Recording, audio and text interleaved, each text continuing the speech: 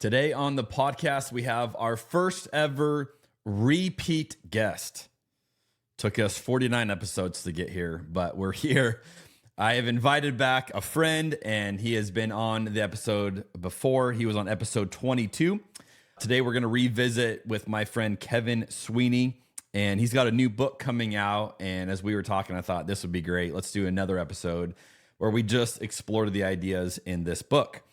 In case you hadn't listened or watched episode 22, you need a refresher.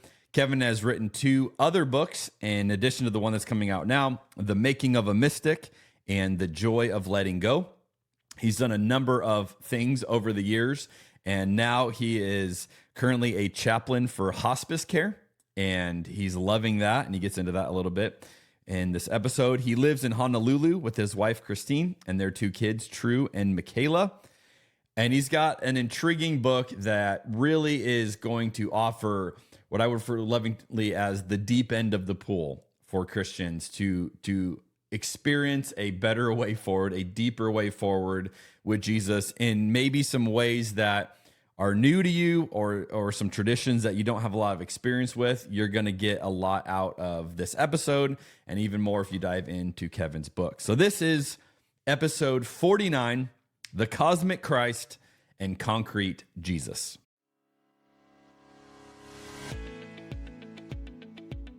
I've never shared this with anybody publicly. There's so many things happening in this conversation right now. 1,000 years from now, people are going to be looking at this podcast saying, so this was the breakthrough. If this was SportsCenter, that would be like such a hot take. Skip Bayless would have no idea. Stephen A. Smith would have no idea what to say if you drop that down. That is so good. The joke I always say is like, how'd you learn so much? You got to drink a lot. The power of food and beverage to lubricate an environment. Resistance to change is hurting the church. I'm not in the camp that God has a penis or a vagina or a body at all. I'm in the camp that God is a universal spirit. This is the strangest podcast that I've been on. I don't even know what to do. I'm kind of geeked up about this wine. So this is my second glass, and it delivers a little more of a punch than I expected. So if I get a little loopy, it's your fault. You told me to drink on the show. I will also say as a confession, I am a lightweight. So I've had like 3 sips of this wine and I'm already feeling it. So this is fun. You've uncovered the mystery. You've exposed the formula. You've just duct taped together a number of things that aren't normally hanging out together, and I'm here for it. We're going to sit down at a table, we're going to have a glass of wine and some food, and we're going to talk about the beauty of Jesus. Thank you for the hospitality that this particular podcast provides folks like myself, and I know others, to be curious around their faith practices. I really appreciate this venue, what you're doing. It is fun, and yet you dig into the deep stuff. I've heard about your podcast for a long time, and I love that you're a pastor and that you explore the world of faith through wine. That's very unique. I will never forget the first time I bought a bottle of wine by myself, which was yesterday. If you're familiar with drunk history, I thought it's like drunk theology. So I got a little spicy there. It's the peach wine. Apparently the wine is, here we are. Queer we are.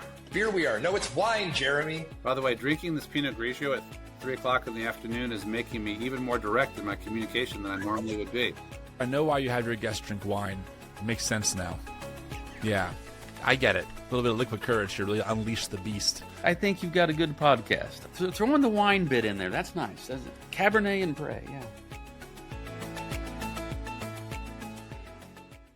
Well, welcome back to the show, Kevin. I'm here. I thought there would be like 3 or 4 more words after that. No, that's it. Those are the words I've got for you. No, man, it's good to be back, dude. I appreciate you bringing me on for the second time. I don't take these opportunities for granted. You know, when you put something you love out into the world. So, man, I'm grateful for this. Thanks, Jeremy. You're the first one. You're nice. Breaking some new wineskins in for us. We've never had a repeat. Hello. Nice. All right. Well, last time on our episode, I couldn't get you to actually drink wine. You made some lame excuse about time zones, and it was too early, and you had to surf, as I recall.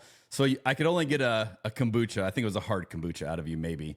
It was. But this time, my terms with you were like, look, I'll bring you back on, but we're doing this for real. You actually have to get a real wine. So I'm excited today. He said he's got a real wine, so we're gonna be enjoying that together. Here's what I'm drinking in honor of you, my man. Hello. This is the King Maui. Ooh, This is a nice. New Zealand Sauvignon Blanc from Marlborough, and that is the most famous wine region in New Zealand. And King Maui is named after the mythical Polynesian demigod, whose stories are all over Pacific cultures, such as the Maori, which is New Zealand, Hawaiian, our guest today, Samoan, and Tahitian mythology. So for all of you Moana fans out there, this is a wine named after Maui. And it is a gorgeous, very light-colored Sauvignon Blanc, is a white wine. And I love Sauvignon Blancs from New Zealand. That's my go-to because of the acidity. This acidity is so great. It just is like a party in your mouth. So you get that, you get citrus notes, you get, New Zealand has like a grassy edge to it that's just really nice as well. And then also you get some like grapefruit, some lime, and it's warming up in Arizona. And I thought today was a good day to drink this, and I'm enjoying this. This one's hitting out of the gate. So that's what I got. Kevin, what are you drinking with us today? Nice. I got what's called a Michael David joint. Nothing fancy, but it's a style of wine that from when I'm around, people don't always drink, but it's one of my favorite styles of red, and it's a Petite Syrah.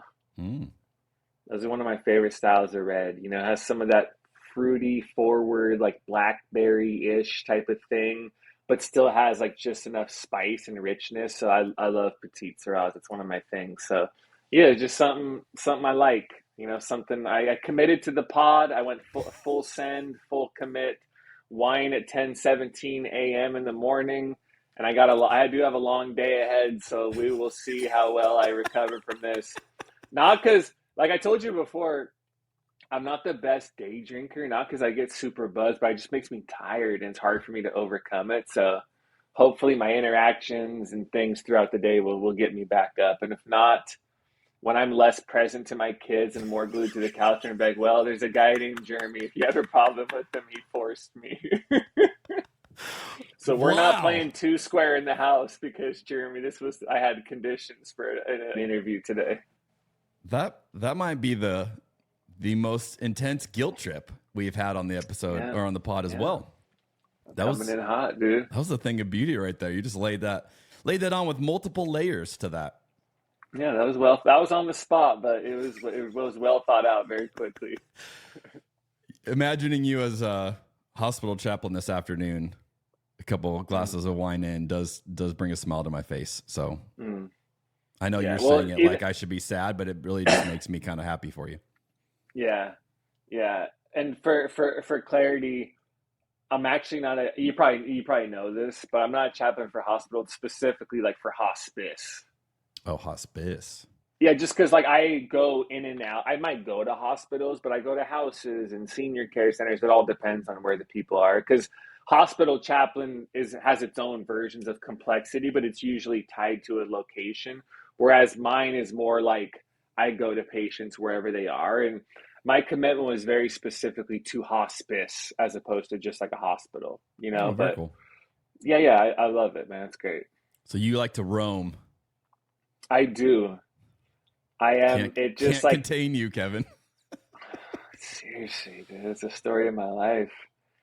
I feel like in certain movies, like a personal contractor, which in the movies is probably more like an assassin or like killers. But in my case, like I'm going to like lovingly care for people, but I still have the identification. I drive around, I get to listen to what music I want, and I pop in and do something, then I drive again. And I actually like that fits my personality and my way of relating to people very well. So it's cool. Yeah, hospice chaplain and assassin are closely related. They're both very connected to death, except I'm trying to love people as best as I can on the way out, and they're trying to end their life immediately, you know? So there are unexpected connections, but different, you know? I'm trying to love people, they're trying to end people, so... But when we hop back in our cars and go to the next thing, that's like the connecting point for me, is the mysterious nature of then we roam again, you know? That's beautiful. has nothing to do with what we're talking about today, but this is a beautiful setup just to get to know you it's more. good. Of course. Enjoy this.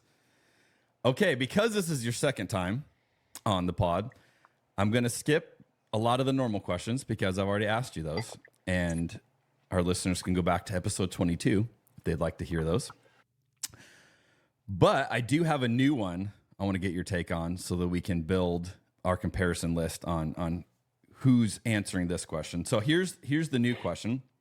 Which member of church history would you trust to pick out a bottle of wine for you, and who would you not trust? Ooh, which member of church history for a bottle of wine, and who would I not trust? I would definitely, if it was to trust, I would definitely have to go for people people in monasteries. I'd have to trust those guys. They got the time. Maybe I'd have to go back to some obscure like desert fathers and mothers, because if they're in the desert and they're really trying to unplug from the empire at that time, there's got to be some good stuff to drink out there, to do that. So I'm going to go for a blanket, the desert fathers and mothers of the 4th century, 3rd century in Rome, when people were first going outside. Who would I not trust?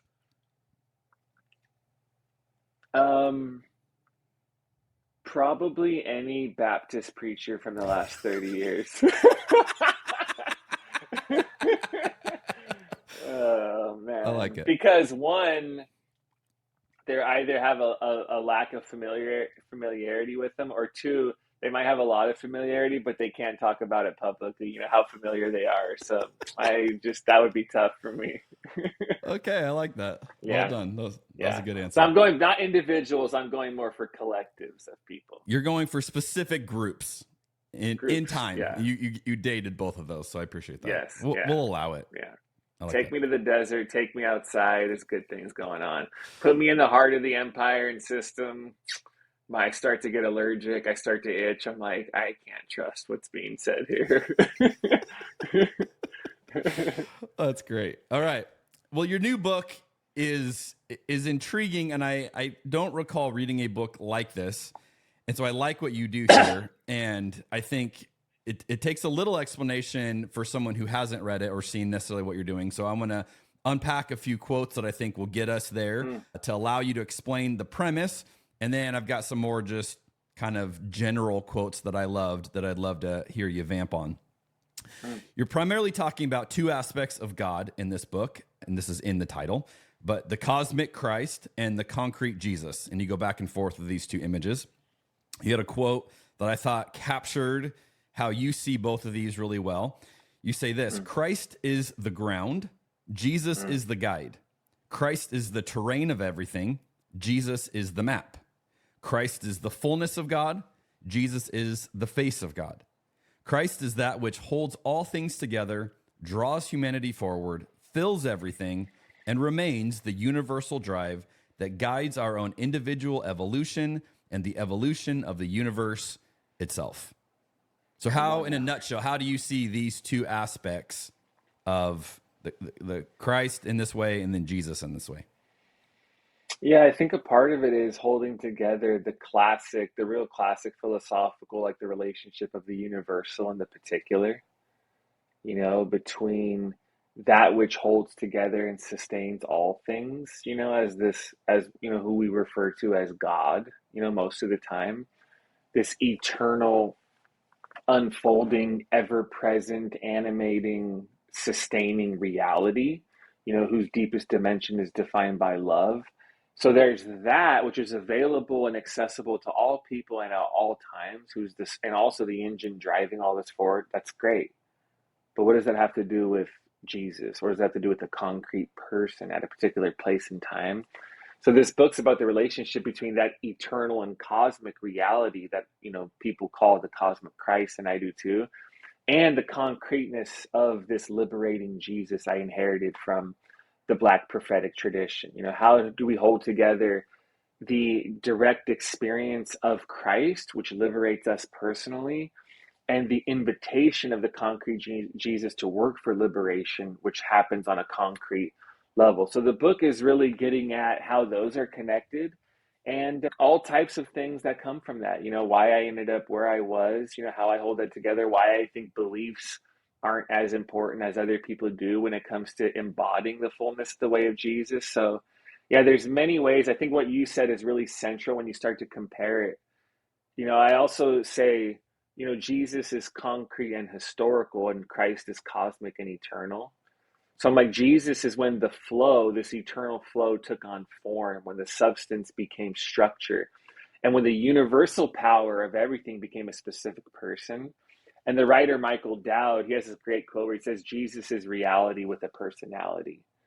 So I'm trying to hold together this cosmic yes to everything, which we can all surrender to, and yet this invitation of the concrete Jesus to work for justice and liberation and compassion in the concreteness of our own lives and in our own world. Yeah. Wow. Yeah, come on now. That was a lot. That was good. People are like, wow, this guy's really smart. So why, so if someone's just hearing this idea for the first time and they're like, okay, are you saying there's more than one Jesus? Like, I'm trying to think of like, what would someone who's just approaching this idea maybe for the first time, that might sound a little weird, right? Sure. Yeah.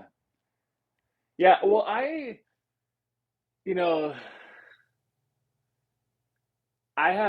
somewhere in the book, I basically say there's moments where people use the word Jesus and it doesn't fully make sense to me, even as a Christian, and actually makes me uncomfortable.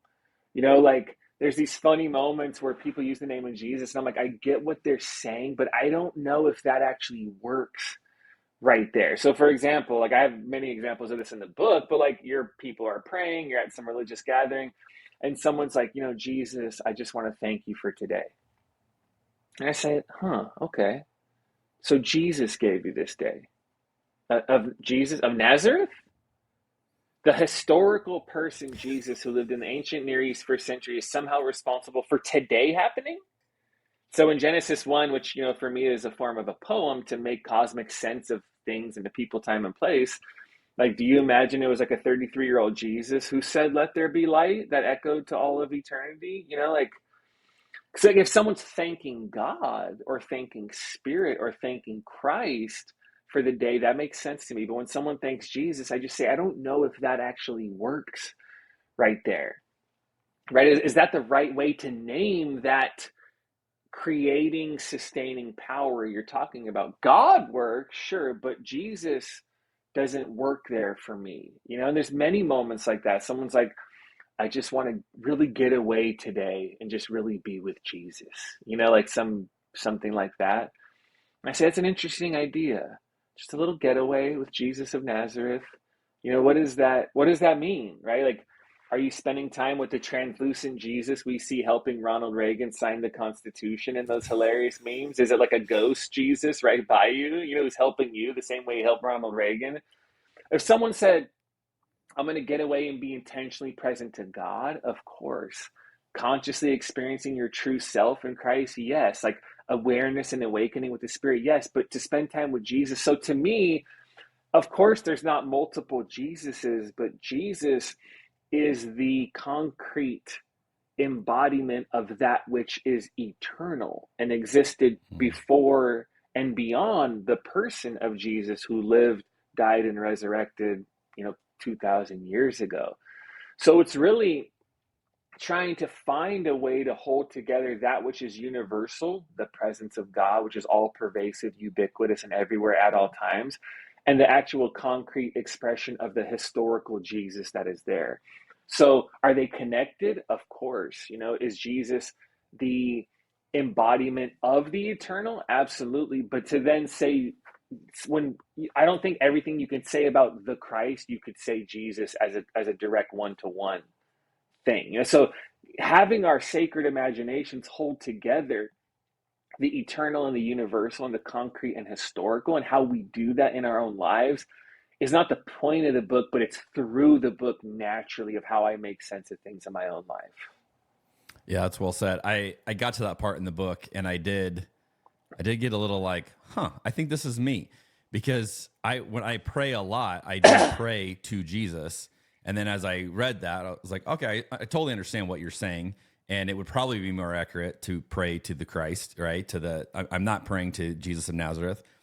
Although I would say, there are definitely moments. I'm a big cataphatic prayer, imaginative prayer person, where you do envision the literal, Jesus of Nazareth as the expression that we've seen in the concrete form, to meet me in that moment. So that I was kind of thinking like cataphatic prayer might be the merging of those two entities in one experience, right? Where it's like I'm connecting to the eternal version of this as I've seen it displayed in the Jesus of Nazareth version of that.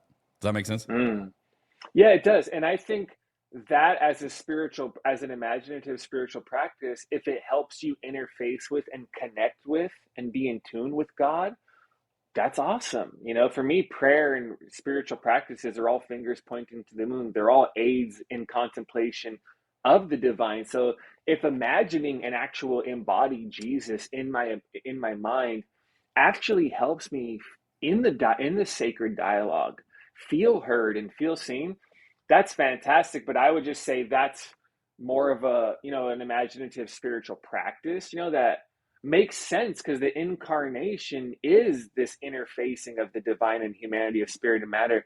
So it makes sense for people to do that. For me, I've never done that really. And a part of that's just my own personal experience. Like my first experience of God was not directly through a sermon about Jesus, and it really didn't have anything to do with Jesus. It was just because I didn't have those categories yet, really. It was just a direct experience of love, of light, of affirmation. Like that was my experience of God initially. So from the inception of my faith, I didn't primarily interface with the universal, sort of mysterious, endlessly unknowable presence of the divine through a biblical story or a person of Jesus.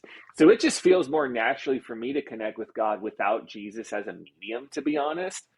So I think if that's helpful for people, great. But like on a literal level, or depending on how people say that when they're praying to, like you and your friends, I'm in Hawaii, right? So we see beautiful sunsets all the time. If we're sitting there and, the person next to me has some sort of like experience of grace, this unity of all things, this deep, everything's going to be okay. Like the gift only finally slow down and experience beauty, however we take that.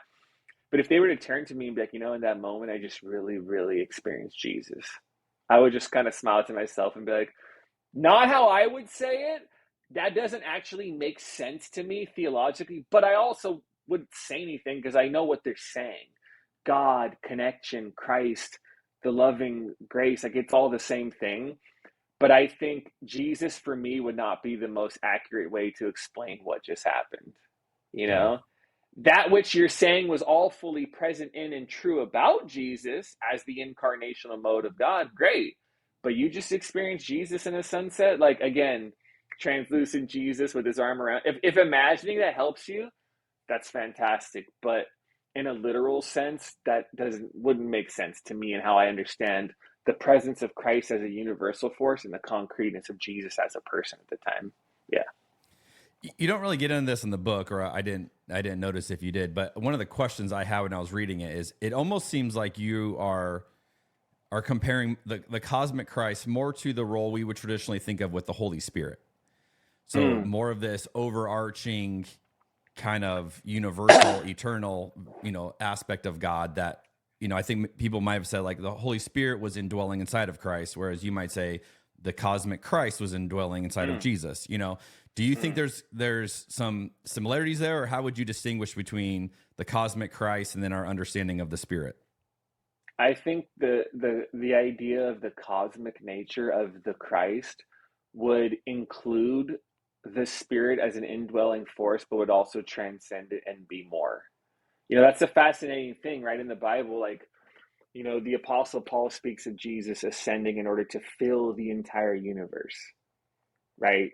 Something's filling the entire universe. Or 2 Corinthians 4:6, he writes about the light of the knowledge of God's glory in the face of Jesus Christ.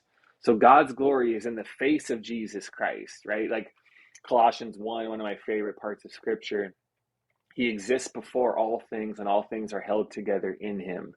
You know, the writer of Hebrews says the Son is the light of God's glory and the imprint of God's being. So the biblical writers are talking about that which is embedded within everything, filling the entire universe, existing before all things, holding all things together, right? It's this mysterious. So the indwelling Spirit, I say yes, and much more. The same force that is dwelling within you is the same force that somehow sustains and holds all of the universe together, and is the eternal word, and is the sustaining force for all of matter itself. You know, so it's that, and it's that's why Richard Rohr says Christ is another name for everything. You know, it's all those things. Like it's all very poetic when you talk about it to try to get at the reality of it, but it's the infinite embedded within the finite. And it's also the reality that the finite, where we are, is always existing within the infinite. Yeah. You know, it's the universal presence that is born within us, but remains beyond us, and keeps all things bound, and is the sacred engine that drives the evolution of the universe. It's everything, right? It's sort of like the animating force and the depth of everything within you, holding creation together before all things. It is that cosmic matrix that we would normally, and I think almost anytime you say Christ, you can say God. I just think the cosmic Christ gets at the link between God and Jesus as well. We can say God, but I think the cosmic Christ holds together this universal force and the personhood of Jesus and the inextricable link between those two. That's why I more specifically say Christ for it. So it's all those things, you know, it's the relationship, and the book's about the relationship between the cosmic Christ and how it relates to the historical Jesus, and why for me the mystics have given me a vision of the cosmic Christ, and how the Black prophetic tradition has given me a real clear vision of the concrete and liberating Jesus. Yeah. Okay, so let's explore that more. You merge these two traditions together, and you have a quote that I thought was great. It's a little bit longer, but I think this is well said. You said conventional Christianity told me the cross was an atoning sacrifice that reconciled humanity to God. Okay, so that's part one. Part two, the mystics expanded my vision of the cross as the affirmation of life that is present in every form of death. Part three, and the Black prophetic tradition taught me that the cross was Jesus's ultimate identification with the marginalized, a challenge to systemic injustice, and a divine confrontation with oppressive systems. And then you say, I think I'm going to go stick with the second two, right? Like, I'll give up the Christianity, the conventional Christianity, and the atoning sacrifice out of all that. So you do a really good job and a really interesting parallel here of bringing these two faith traditions together that I don't think I've ever seen brought together the way you do. What caused you to want these two, and how did you kind of see this as like a perfect marriage? Well, one thing I've observed, and it's an interpretation, and I may be wrong, people can feel free to disagree with me on this, but I think one of the differences between how I just naturally write compared to how I see others write, I'm thinking specifically like Christian author folks, you know, who are in our kind of atmosphere, is most people write what they're learning or what they've learned. You know, like, because that makes sense. Usually we're asking questions, and we're wrestling with whatever's at the growing edge of where we are. Because if we're on a path, we're thinking about what's in front of us. We're thinking about what are we saying yes to? What are we saying no to? Like if we were going through a forest, it's like this tree in front, this is our focus. So you resonate with people who are also wrestling with what you're wrestling with. That's natural. We all do that. But what happens in publishing is once someone starts to see something and they get all excited about it, that's what they're writing about. And I'm like, they're writing about it because they're starting to learn it, but they have not fully lived it and become that and directly realize that for themselves. That is not the same thing. To learn something and to live it out is different.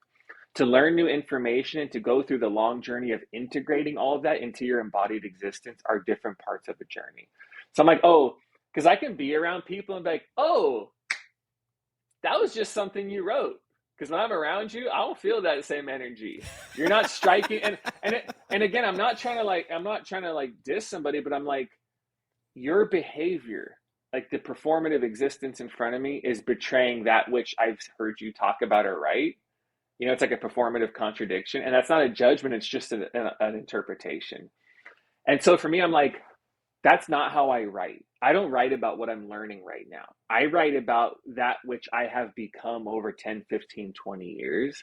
And a part of that's just my personality. I'm an Enneagram 5. Our greatest fear is incompetence. So I don't want to say things about things I just learned, because if you ask me a million questions, I don't have the answers yet. And I'm scared to be exposed. Like, that's just a part of my personality. I'm going to wait until I really know something. And in this case, wait till I really realize something and become that. So the reason why I say all that is that this is just my own journey. The mystics and the cosmic crisis, my first experience of God is direct embodied knowing. And when I first read the mystics, I'm like, they are speaking in native tongue that I have known. They see what I see. These are my people. These are my brothers and sisters. They just shape me and teach me and connect with me in a way other people can't. And the Black prophetic tradition wasn't something I'm like, hey, let me learn about Black theology. It was like, no, I went to school. I took an intro to Black theology class in 2010 that blew my mind.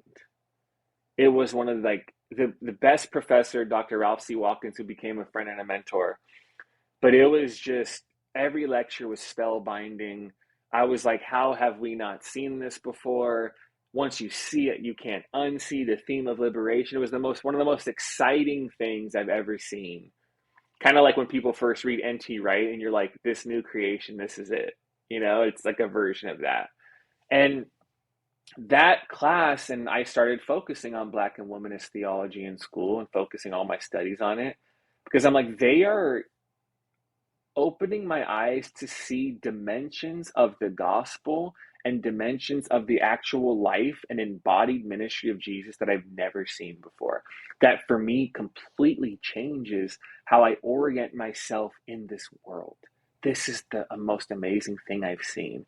And so for the Black prophetic tradition to give me this vision of this concrete and liberating Jesus, who identifies with the marginalized, whose ministry is defined by his solidarity with the oppressed. Once I saw that, I could never unsee it, and it shaped everything for me of how I think about following Jesus as a path.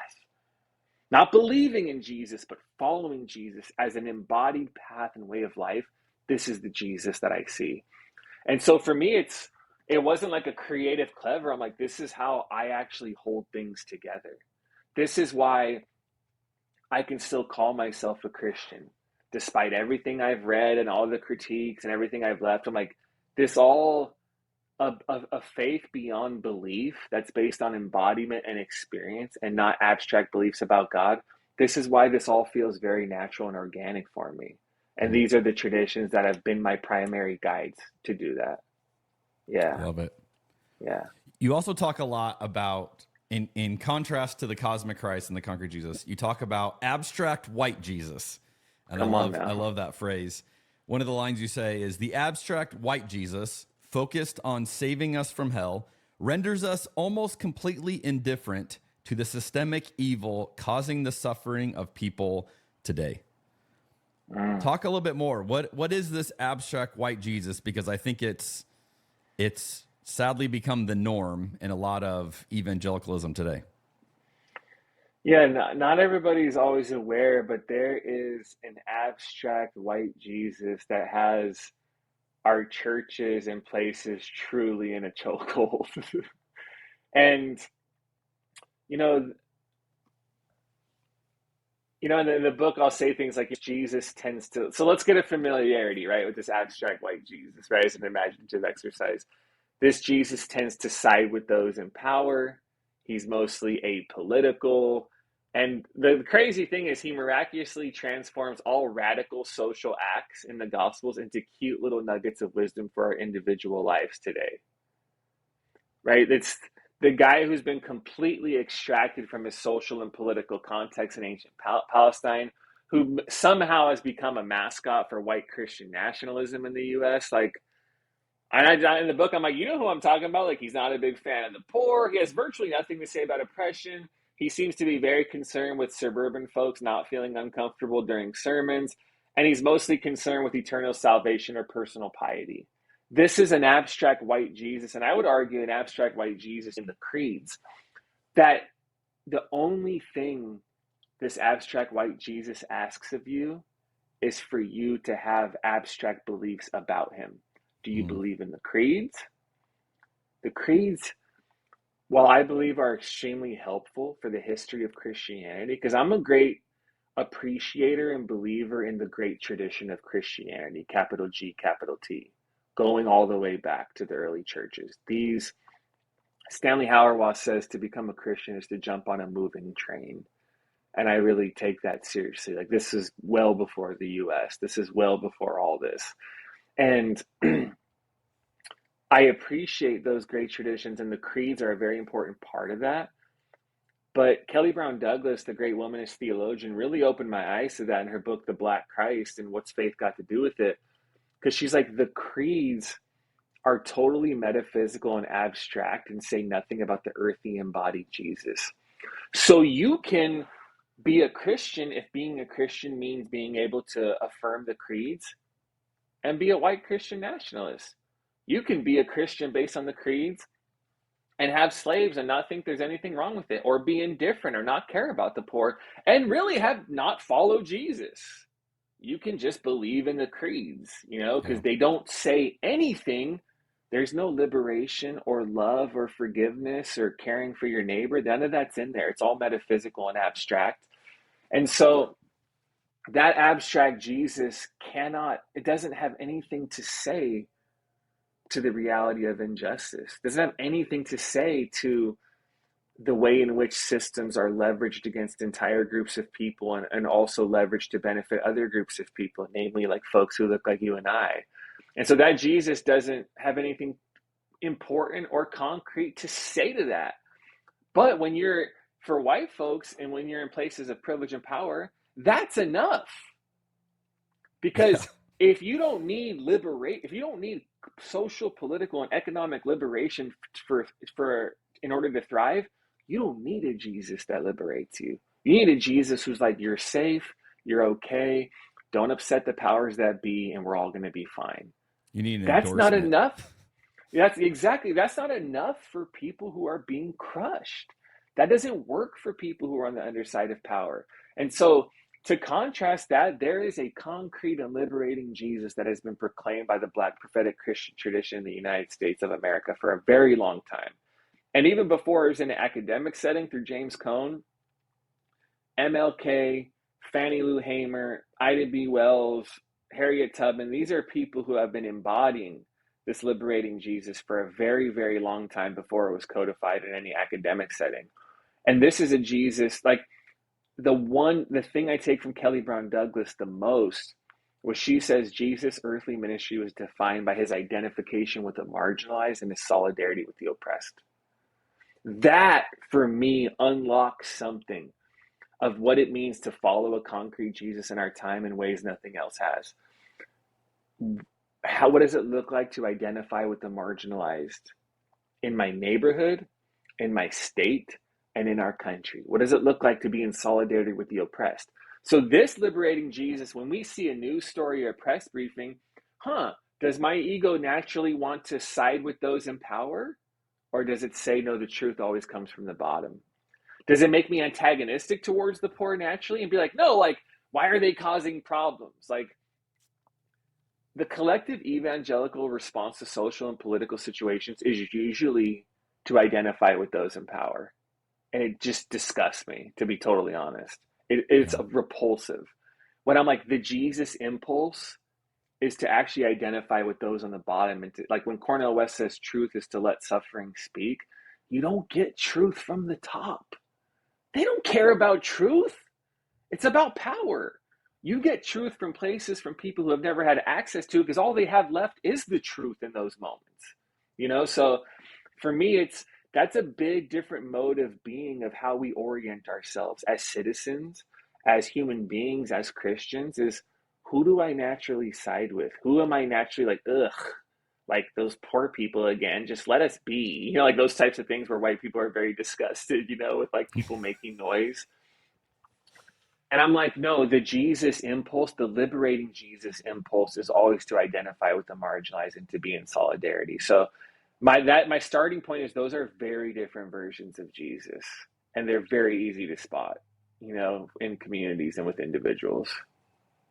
And I just love that you gave a phrase, that's so easy to remember, the abstract white Jesus, and yeah, man, he's I would everywhere. just encourage, to anyone listening to this right now, it's like, the next time you hear a sermon in church, just ask yourself, like, which version of Jesus are you hearing? And is it that Jesus that makes people feel comfortable and safe and is the endorser of all that you want to be true? Or is it the Jesus that, like Kevin's articulating, is ushering in some other reality that might feel very foreign at that moment, but there's going to be truth there.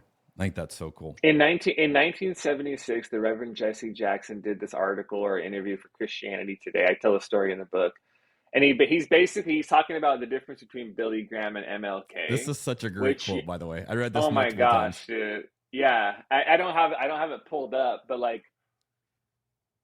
but for me, that's the particular MLK and Billy Graham, but he's getting at the universal, like a bigger thing of like the abstract white Jesus and the liberating Jesus. And he's like, if Billy Graham was alive back then, he would have preached to the slaves in Egypt and sent them back to slavery. He would have saved their souls and sent them back to the same economic and political situation that was crushing them, because that's what the abstract white Jesus does. He's not concerned about oppression. And he's like, MLK would have preached to their souls like he did, for a personal form of liberation. But then he would have taken them, liberated them, and led them to Canaan, right? Like, that gets at what we're talking about right now. Is Billy Graham bad? No, because if you're working for individual salvation, individual liberation is important. We all want freedom. We all want joy. That's a good thing. So I'm not saying it's bad in and of itself. It's just not enough. It doesn't go all the way to connect the personal with the political, the experiential with the economic, etc. So Black and womanist theologians weren't saying everything's wrong over there, but they're saying is there's something there that's probably I'm adding this to it, but like personal is great, but that's not what this was all about. It begins in the personal and extends to a much broader cultural, political, and then larger like cosmic thing. So if people who have not been in need of liberation are probably not going to be the ones who lead us all to liberation, because they don't have that guttural cry for it. I don't have that in the same way other people have. I learn to listen. I try to be an ally. I try to join the fight, but I don't know what it's like to grow up in a place where you are in need of those other forms of liberation just for the sake of surviving and thriving. I don't have that. I didn't have that experience. I listen to people who have had that, so those other voices from the margins have the capacity to not deny our old experience of Jesus, but to deepen it and expand it and to help us keep going. Love it. Yeah, the abstract white Jesus is a very flimsy version of Jesus. And if that's all you have, there's a lot more out there that you can experience. Okay, so let's go. Handful of quotes that I just thought these are bangers. Just let you unpack them. You say you can have a direct experience of God without having the right beliefs about God or even believing in God. Oh, I love this one. Oh man, that's a good one. I like that. I was doing a podcast yesterday with two people who consider themselves to be like ex-Christians. And when I kept saying stuff about, it's not about beliefs and about experience, I was saying so many things, and they were genuinely like, this is making me rethink like just the label I call myself. She was like, it was essentially like, I feel like, I don't know if I'm a Christian, but Kevin's insisting that I am still, even though I don't believe. I was like, yeah, that's great. I was like, you don't think it, but like, I think you are, That's amazing. Yes, I think that's an important thing, that you can have a direct experience of God without having the quote unquote right beliefs about God. They're usually the religiously approved beliefs about God based on your tradition. And Man, I think that is a great form of respect and reverence I have for God, of why I say that. You know, Paul's defining moment on Damascus was a direct experience of the resurrected Christ. And Paul was the most religious. You know, Paul's experience was not going from non-religious to religious. It was going from religious in a particular way to, oh, I actually had everything wrong. And eventually changing his beliefs about God because of the experience of God. And what a liberating thing to think, especially when we think about deconstruction and change, it's like, well, dogma does not disqualify you or qualify you from love. Doctrine, and whether or not you can agree with every doctrine of the confessional church, doesn't determine the depth of your experience of God and your own being and your own awareness. What a great gift. And what a strange view of God who withholds himself based on us having a correct understanding of him. That is not how love works. That's why in the book I say somewhere like, does Jesus always need the credit whenever we experience something good? Do you think he's that egocentric and self-centered? And no, that sounds more like us. Okay, of course, we're just projecting our views of humanity onto God like we've always done. But, you know, you don't need a completely accurate map to be very familiar with the terrain of life. You know, if I tell a story in the book of there's a group of friends going to some waterfall in Hawaii, and while they're on their way there, they've never been there. I'm making some details up because I kind of forget it. But one friend is like fully hyper focused on the map. Like, oh my gosh, guys, we got to go left. And we're not supposed to go up. You're supposed to go up the stairs and not the cliff right there. And whatever he's saying. And he's so worried about the map that he's not experiencing like the joy of having his feet on the ground in this new mud he's never seen, and seeing his friends have joy, and seeing new floral and seeing new flowers, etc. And then when they finally get to the waterfall, one of his friends just grabs the map from him and runs and jumps into the waterfall.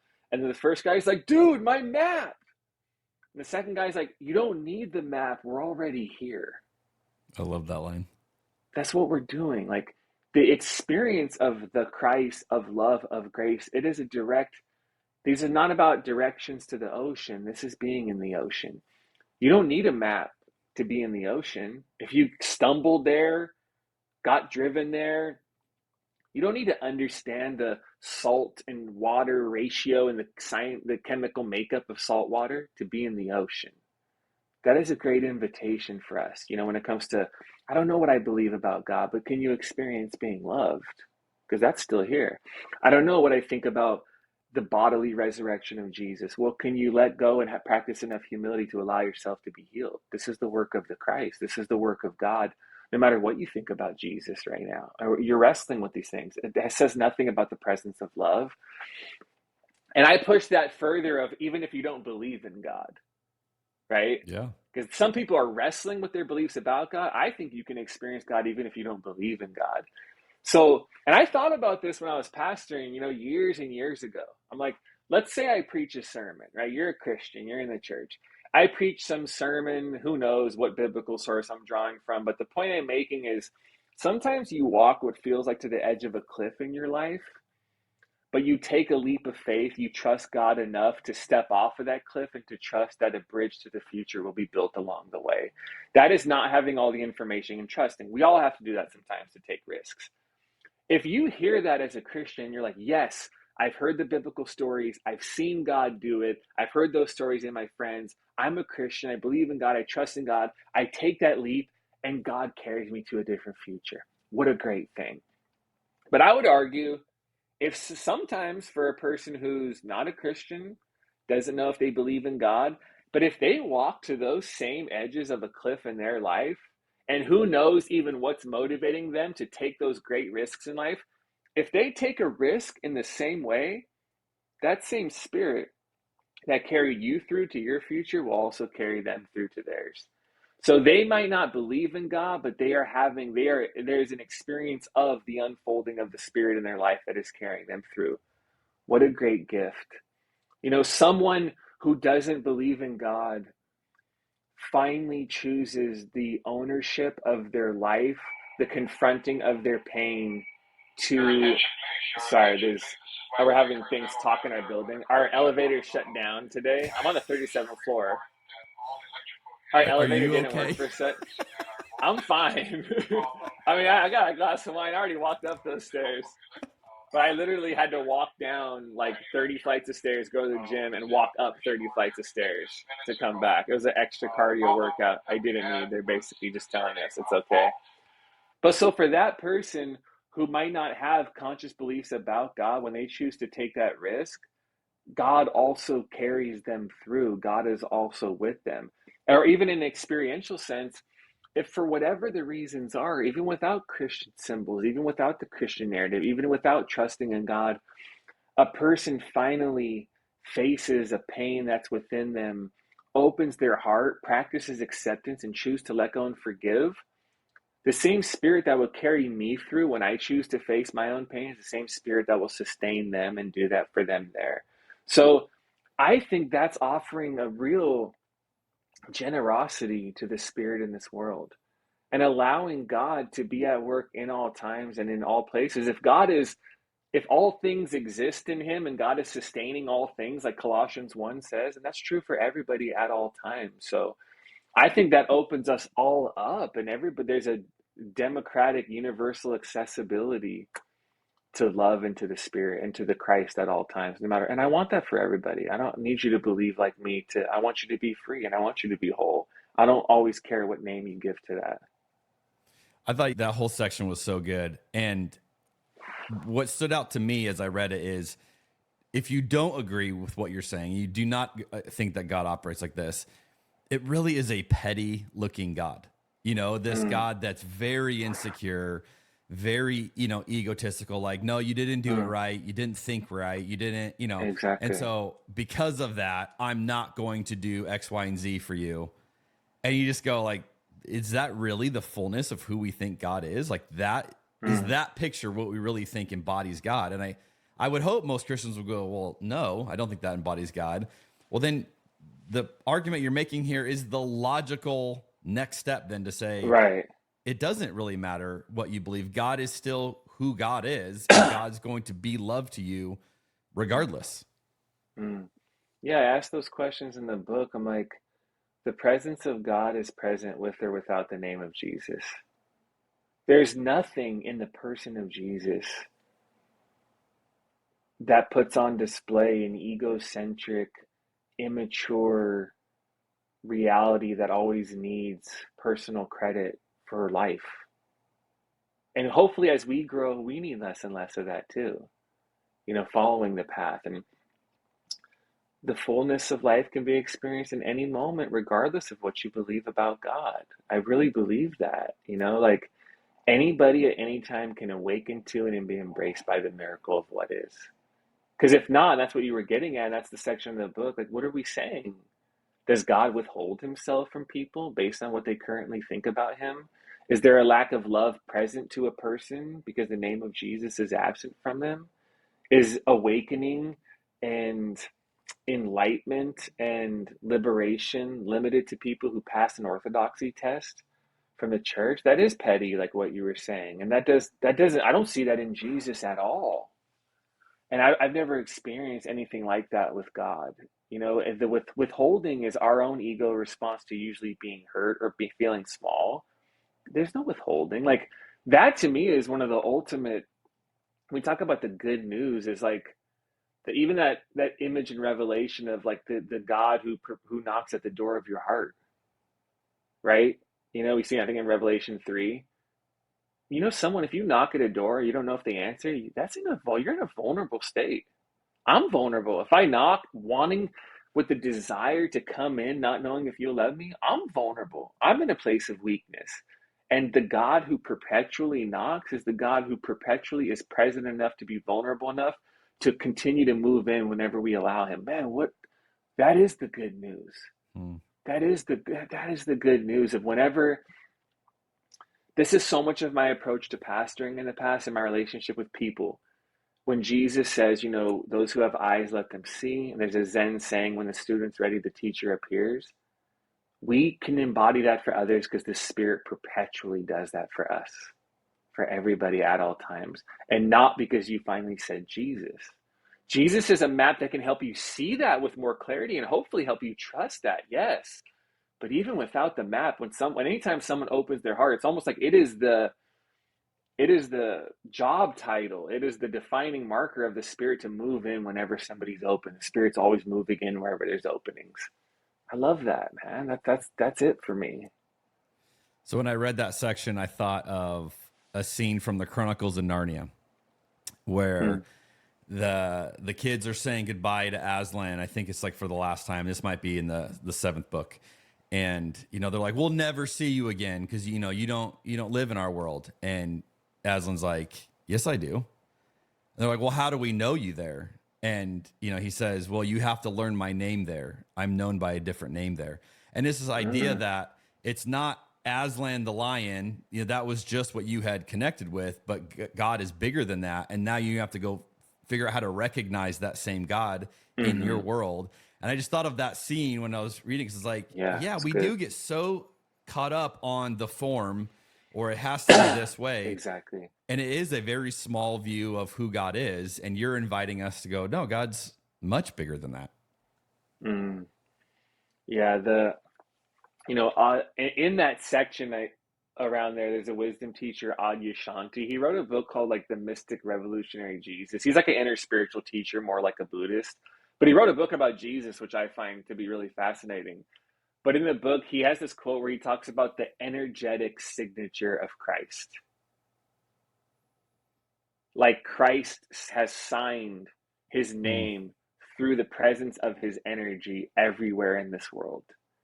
So we can't look for Aslan, we can't look for Jesus in the same way you could if you were there present to him, but you are looking for the same essence, energy, divine presence, call it what you want, that was fully present in and as him, is also present in and as, I don't know, I guess we have to discover that together around us at all times.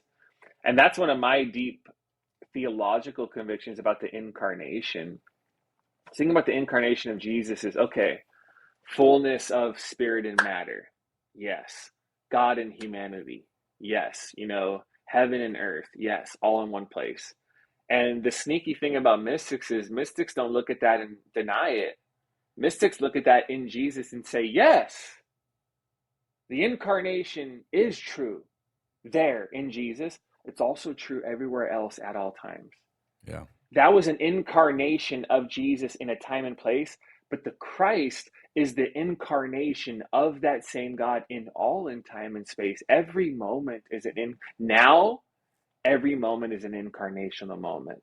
The same substance of the fullness of whatever was present in Jesus at that time, I believe, is fully present in our created world at all times. This is the incarnation. That which was true there is true here. Resurrection is true there, it's true here. Death not having the last word is true there, it's true everywhere. That was an icon that sort of explodes and now says it's everywhere. This is a story that was true in here. In this person, it's a story that keeps on going. So I think to be a Christian is to have your eyes open to recognize the energetic signature of Christ, the presence of God, the fullness of Christ everywhere at all times, arising within conversations like this. When you finally slow down enough to be like, man, me and my partner, my wife, my husband, we've been in a long journey. What an amazing thing that is, right? And you're like, whoa, like this can still bring tears to my eyes sometimes. Wow, my kids are growing up. What an amazing thing it is to watch them grow. I can walk and breathe and be like, dude, I can recenter myself into what is in these moments, and I think that incarnation now is based on how aware we are of and how in tune we are with the energetic signature of Christ, which is everywhere at all times. But that's the good news, now. What an adventure. Seriously, dude. I really think that. It's cool. I mean, like, it's exciting. Okay, you have a phrase that you taught me in this, and you give a definition of it. The phrase is spiritual bypassing. You say the psychotherapist John Wellwood defines spiritual bypassing as spiritual ideas and practices to sidestep personal, emotional, unfinished business, to shore up a shaky sense of self, or to belittle basic needs, feelings, and developmental tasks. Talk to us more. This is an intriguing idea to me. Talk to us more. Unfinished business to shore up a shaky... Yeah. I start that section and I say, and this is true for a lot of our experience in churches, but I say it's easier to get pumped up than it is to actually grow up. Everyone wants to get pumped up. It's one of the things I do with my kids when my wife's not in there, she probably doesn't want to hear the yelling. But when we're in my car and I'm driving home, my kids are 6 and 8, is I turn on the song "We Will Rock You" at full blast, and we all scream it. And we scream it. I just introduced my kids to the 80s bangers. There you go. And we just get pumped. We just laugh and make up words and yell. Like, literally, we're yelling in the car. And I'm like, so much of conventional church culture in the United States is defined by victory, triumph, and winning. Right? Think of like the sermons, like I think about, I'm not that familiar with Christian music, but I know there's a song. It's like, I want to see a victory or something like that. And I heard back in the day in Old Hillsong United, like, shout out to God with the voice of triumph. Shout out, like all these songs, right? Okay, so it's victory. You want to win. And that's a good and it's a natural thing. I totally get that. But, is the nature of this commonly proclaimed victory in all these sermons made of the same substance and safety of what's truly available to us in Christ? It's the gospel of winning, the gospel of victory, the gospel of America, it sounds like to me, a lot less like probably Jesus, but the mystics have a different take on this. And that builds into the section you're talking about. Like, why would Richard Rohr say Christianity is about learning how to lose? What a fun, that's not a gospel of victory. The great medieval Spanish mystic Meister Eckhart says no one gets as much of God as those who are thoroughly dead. Jesus, also pretty big name, says whoever wants to be my disciple must deny themselves and take up their cross and follow me. The cross in the moment wasn't a victory. The cross was a symbol of him getting crushed by an empire and him losing and him dying. It wasn't a victory in and of itself. And when you get to the bypassing part, I'm like, so much of this victory language and so much of sermons to me is a form of spiritual bypassing, right? And the quote you just said about, shoring up a shaky self to belittle basic needs is, I think spiritual bypassing is like, don't feel your pain, just sing your way through it. You're not really hurt. You're not really depressed. Let's just sing louder. Let's just do this. And that is extremely emotionally irresponsible and psychologically damaging, because you're not asking people to go in and through their pain. You're actually asking them to go around it or to jump over it or bungee jump over it or whatever's exciting in the time. That's not how real healing works in the second half of our life. The one thing that's in it, like the last thing leaders learn how to do is learn how to face their shadow. If they ever do. And I would argue most don't. Because now we're not in the language of victory. You're like facing the losses, facing the pain, feeling your way through it, accepting bad things happen, accepting the world isn't the way you thought it was, accepting relationships don't always work. Like, this is when Rohr says Christianity is about learning how to lose, that's much of what the real healing probably feels like. Because spiritual bypassing, the person who can't let you be fully present to your pain and wants you to go around it, that is born out of an insecure self that does not believe they have the internal resources to withstand their own pain and their own suffering. They've been sidestepping it. They've been jumping over it forever. They dress up in religious language and tell you it's God's about victory. Like, this insecure self preaches to entire groups of people all the time. And it gives them, this is what I write in the book, it gives them the gospel of denial and avoidance through confident cliches and glib answers. The wisdom teacher does not ask you to go around your pain. It always invites you into it and says, no, you can be carried through the pain. It's not denying death, it's resurrection, which is the embrace of death. Right. And winning and victory are parts of the gospel, but they're very particular forms of winning and victory that only happen on the other side of death and crucifixion, not going around it.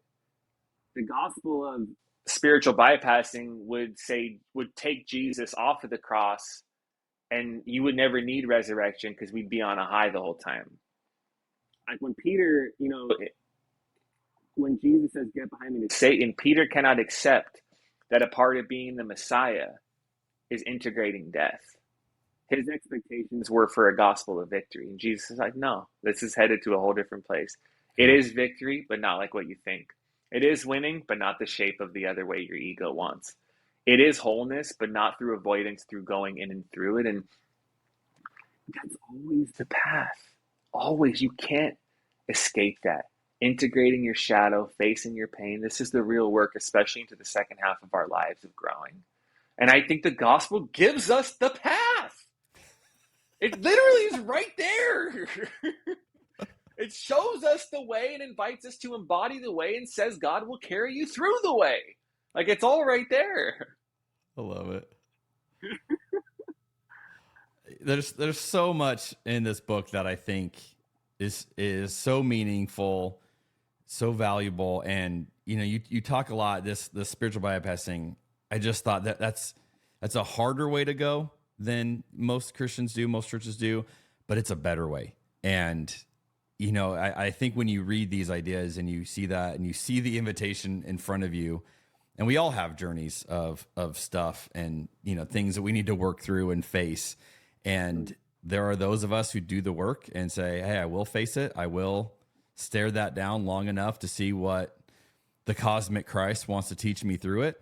And then, there's many of us that go, I don't want to. That's too painful. And one of the things that intrigued me too, as you end the book, you did this, I don't remember what you called it. It was like the epilogue or outro or something, but you do this whole thing about your own ego. And I thought that was like a very intriguing way to close out this book of like, oh, by the way, basically like I got ego issues and I've tried to work through them, but they're still there. And I'm aware they're there, and it was just like this really gut honest, like you practicing what you preach. And I just think all of this is really powerful, Kevin. And I am excited for more people to be exposed to these ideas, to experience God in this way, and to emerge out of it with some healing and some pretty fundamental growth. Yeah, I started writing this so long ago, so I haven't really been in the book, like the material, for a long time, to be honest. But I always write the outro like right before the last manuscript's done. And I'm at an interesting part of my life at 40 where when we closed the church down, I was like 38-ish. There was like some opportunities kind of ahead afterwards. I'm like, whoa, like there's this new thing I'm doing. It's based out of New York. There could be like big funding. This is like everything I've ever wanted. It puts me in front of people in cool places. And this is like, whoa, this is like leading leaders. This is like everything I've ever wanted. And when it essentially fell through, like it was a very heartbreaking thing, to be honest. But just those moments, like when Rohr talks about transformation comes through great love and great suffering, when the rug's really pulled out from underneath you, real suffering hits, the knobs on all the volume of like your little ego desires that are still there, the things you want and the things that aren't essential and don't matter, they get shut down. Like if your kids get sick, I don't give a shit about anything else. I'm not thinking about what it doesn't matter. Everything goes mute except what's essential and what you love. And this did that for me in a special way where I'm like, if I were to do this project, is it objectively good? Absolutely. Are there parts of my voice that come out? Yes. It's good. But I'm like, but also there's still this little part of my ego that says, well, if I'm a part of this group of people, cool, progressive Christian people, whatever people I think are, whatever, like that makes me special. That makes me cool. That makes me different. That makes me. It was about attention as a kid in an elevated way.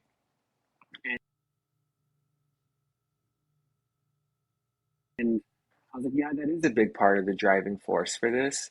And I don't want to do that anymore.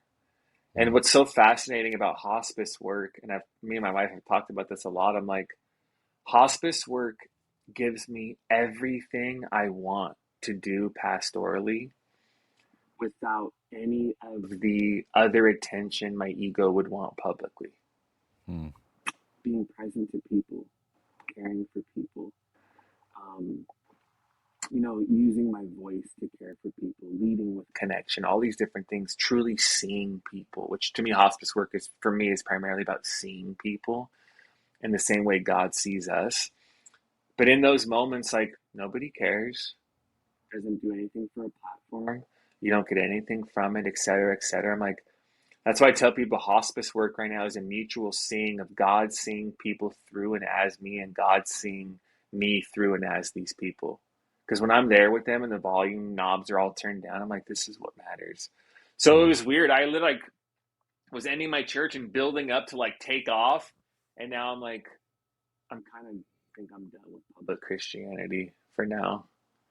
And I just want to go back again to the embodied part of following Jesus. I'm like, if it's not embodied, for me right now in my season, if it's not embodied, local, and connected, I have very little desire for it. I had enough energy to do all the podcasts for the book, but I'm just like, I'm kind of tired of talking about this right now.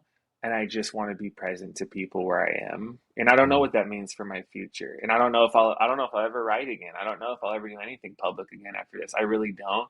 But for the first time, I was like, I want to feel what it's like to just be a regular person for a while and not be like, what's the next thing I'm building? And the next thing I'm creating. And I need time away from that to be like, well, there's another chance to be like, this is enough, right? The Christ, being seen, being loved and loving others. Isn't that why you felt called to be a pastor?